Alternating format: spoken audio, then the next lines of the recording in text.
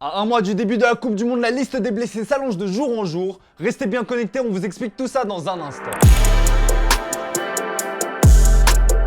Bonjour à toutes et à tous et bienvenue dans ce nouveau JT Foot Mercato. Avec la Coupe du Monde 2022 qui se déroulera en novembre-décembre, tous les clubs sont confrontés à un calendrier très resserré. Résultat, moins de repos pour les joueurs et surtout plus de blessures. Lors du dernier rassemblement, l'équipe de France a dû composer avec une incroyable liste de blessés. Plus de 10 joueurs et parmi eux, de nombreux titulaires ont dû déclarer forfait. Dans cette liste, certains savent déjà qu'ils ne pourront faire partie du voyage au Qatar. Et le premier coup dur pour Didier Deschamps se nomme N'Golo Kanté. L'infatigable milieu de Chelsea est éloigné des terrains depuis la mi-août après une blessure aux ischio-jambiers. De retour à l'entraînement collectif, le joueur de 31 ans a malheureusement rechuté. Son forfait est d'ores et déjà acté. Un autre blues, Wesley Fofana, qui avait potentiellement une carte à jouer, a aussi vu ses espoirs s'envoler. Touché à un genou, le défenseur français est sorti en larmes lors du choc face à l'AC Milan en Ligue des Champions. Boubacar Kamara lui aussi doit déclarer forfait. Le milieu d'Aston Villa souffre d'une blessure au ligament du genou et sera écarté pour une bonne durée. Enfin, il y a ceux qui se battent contre la montre pour revenir à temps. Presnel Kimpembe, Lucas Hernandez et Paul Pogba sont actuellement en convalescence. Concernant les deux derniers, les nouvelles sont bonnes. Ils ont repris la course et sont dans les temps pour espérer participer au voyage.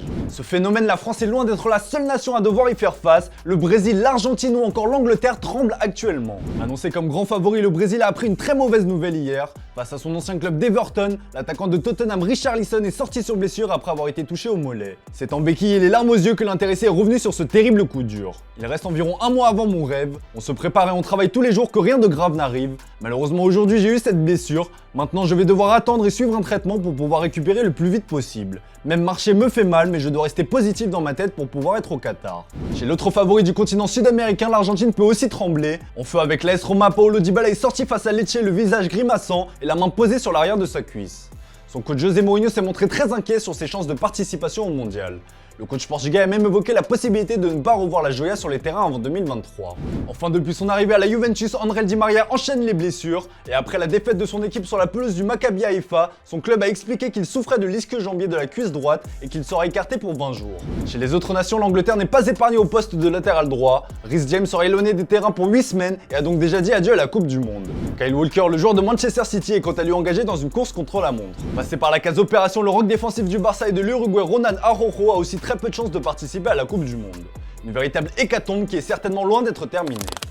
Bon, avant de penser à la Coupe du Monde, il y a ce soir un énorme choc en Ligue 1 avec le classique entre le PSG et l'OM. Sur Paris Sport en ligne, on vous propose une offre exclusive, jusqu'à 200 € en free bet et 10 € offerts sans dépôt avec le code FML1. Comme d'hab, voici les pronos de la rédac pour vous aider. Antoine voit une victoire 2-1 du PSG face à son ennemi juré. Guillaume voit quant à lui un match nul spectaculaire sur le score de 2 partout. Ce sera un score nul pour moi aussi, mais je vois plus à un but partout. Enfin, pour les plus fous, une victoire 1-0 de l'OM au Parc des Princes ce soir est cotée à 19. D'ailleurs hier on vous demandait qui était selon vous le pire trade de l'histoire des PSG-OM. Et bien pour vous le duo Fiores-DU arrive en tête. Petite mention quand même pour Fiores qui est revenu très souvent. Demain c'est la très attendue cérémonie du Ballon d'Or qui va avoir lieu. Karim Benzema est annoncé comme le grand favori pour le plus grand bonheur de son ancien président Jean-Michel Aulas. D'ailleurs ce dernier a un double rêve complètement fou. Je vous laisse avec l'extrait. Bon, j'adorerais, puisqu'il y a 2 Ballons d'Or, un féminin et un masculin, que Karim soit rejoint par aussi une élève de l'académie, mais en tout cas, sachez que ouais, c'est une grande nouvelle, il le mérite vraiment beaucoup. Et puis on est un peu fiers parce que, bon bah, évidemment, il sort de l'académie. Dans le reste de l'actu, justement, on va parler d'un ancien Lyonnais, indispensable depuis son arrivée à Newcastle. Bruno Guimaraes va recevoir une sacrée récompense. Recruté pour plus de 50 millions d'euros en provenance de l'Olympique Lyonnais, Bruno Guimaraes s'est rapidement imposé comme le joueur clé de l'effectif des Magpies.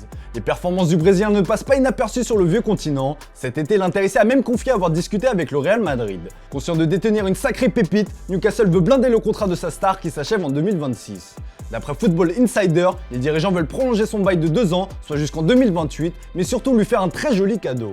La direction va ainsi lui offrir un salaire de 230 000 € par semaine, un peu moins du double de ce qu'il touche actuellement. Un salaire qui ferait de lui le joueur le mieux payé de l'équipe, loin devant Kieran Trippier qui tourne à 165 000 € hebdomadaires. Allez, comme d'hab les amis, on se quitte avec l'image du jour et comme évoqué un peu plus tôt dans le JT, demain aura lieu la grande cérémonie de remise du Ballon d'Or à 20h30 au Théâtre du Châtelet. C'est Didier Drogba qui remettra le plus prestigieux des trophées individuels et on a déjà des images des coulisses où les dernières répétitions se font, on a très hâte. Voilà, c'est tout pour aujourd'hui, merci pour votre fidélité, bonne soirée à vous, on se retrouve dès demain pour une nouvelle semaine sur Foot Mercato.